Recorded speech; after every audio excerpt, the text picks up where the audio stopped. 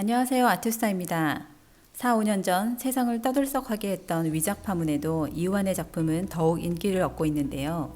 경기 불황에 이어 코로나 사태까지 지난해보다 40%나 줄어든 국내 경매 시장에서 이완은 2020년 한국미술품 경매 낙찰 총액 1위에 올라 그 금액이 무려 150억 원에 이르게 되었죠. 2위 쿠사마 야요이 89억 원, 3위 김환기 57억 원과 비교해도 압도적인 수치입니다.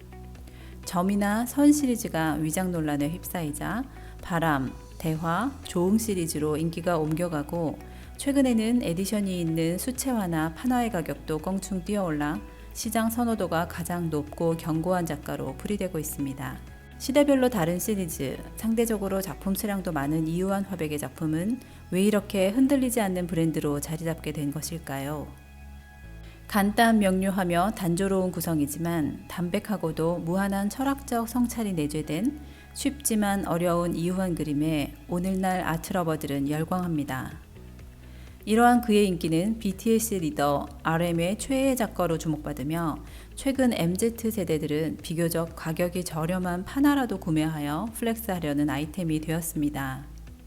국내 작가 중 가장 오랫동안 세계적인 메이저 갤러리인 페이스 뉴욕 갤러리에 소속되어 국제적인 인지도를 가지고 있으며 구겐하임 미술관, 베르사유 궁전, 퐁피두 매츠 센터, 디아비콘, 허시원 미술관 등 세계적인 미술관에서 연이어 개인전을 성대하게 개최하며 활발한 활동을 이어가고 있죠.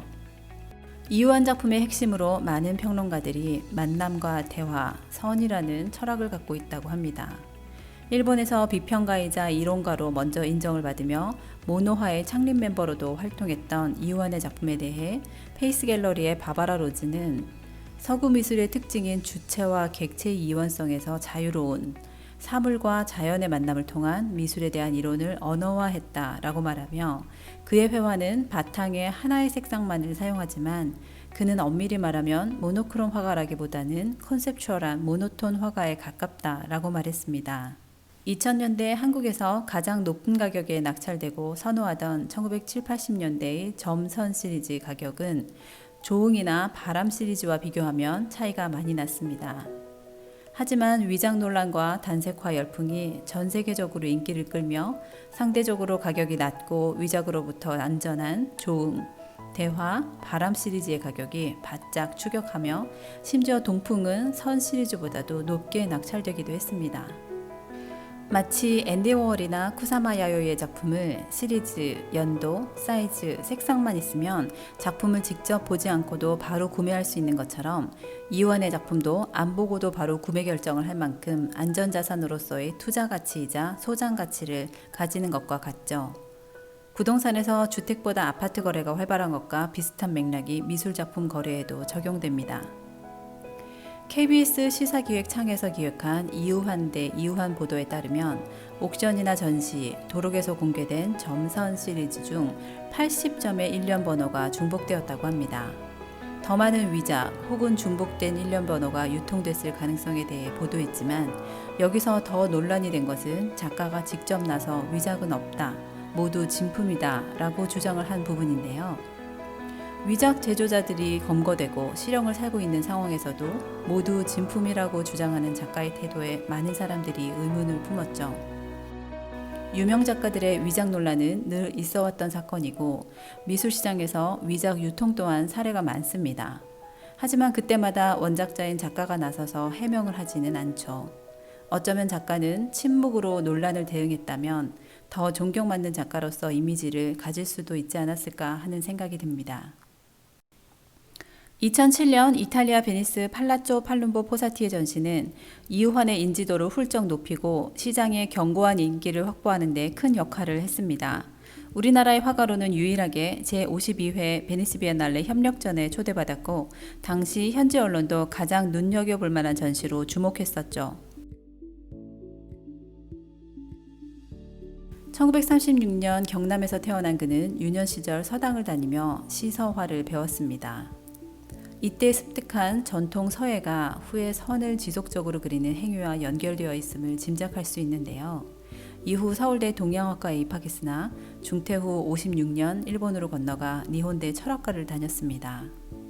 미학이나 사회 사상사를 튼튼하게 알아놓아야 나중에 무엇이든 제대로 할 수 있는 토대가 되겠다고 생각했다. 라고 말한 그는 물체 자체의 의미를 두며 회화와 조각에서 손대는 것을 자제하고 대상을 있는 그대로 두는 모노화 운동의 장르를 개척하고 이끌면서 현대미술 동향을 주도한 작가 중 한 사람으로 평가되고 있습니다.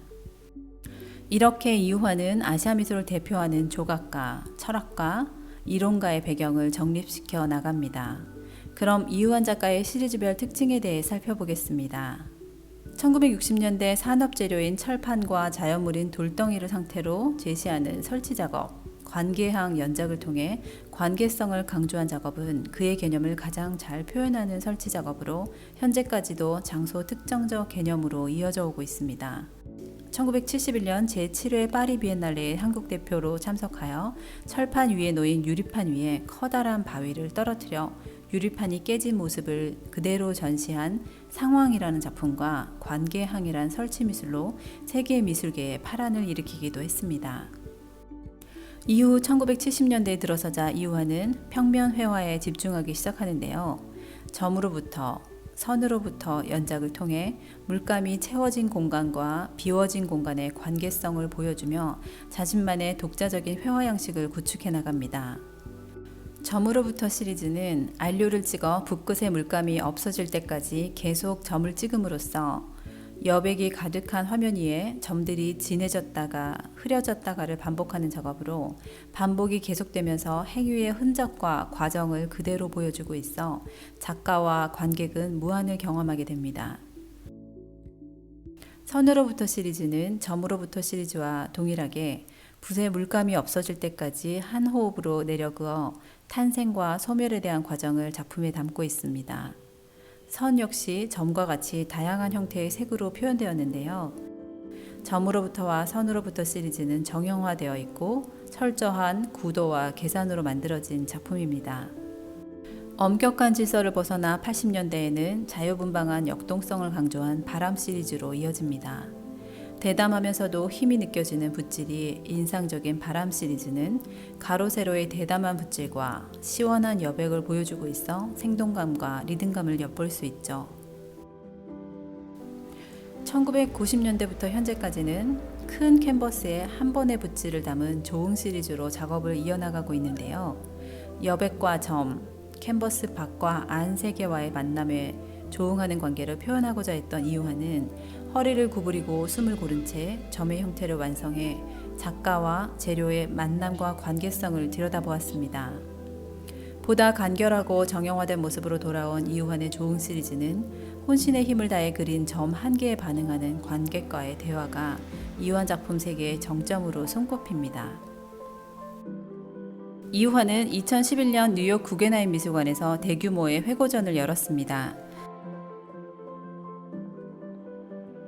2000년 한국인 최초로 회고전을 가진 비디오 아트의 창시자 백남준 이후 두 번째입니다. 최근 몇 년간 구겐하임 미술관은 아시아 현대미술에 주목을 하고 있는데요. 중국 현대미술 전시를 2번이나 개최하였고 내년에는 한국 현대미술전도 준비 중에 있습니다.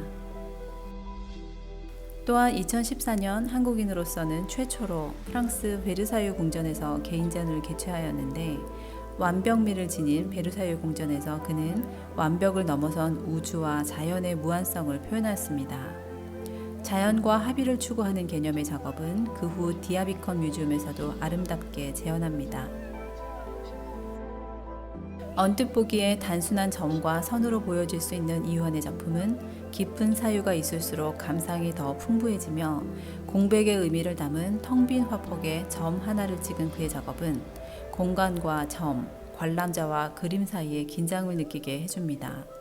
마치 마크로스코의 방에서 느껴지는 느낌처럼 이유환의 공간에서도 오롯이 명상하고 힐링하며 고요한 자기만의 시간을 가질 수 있죠.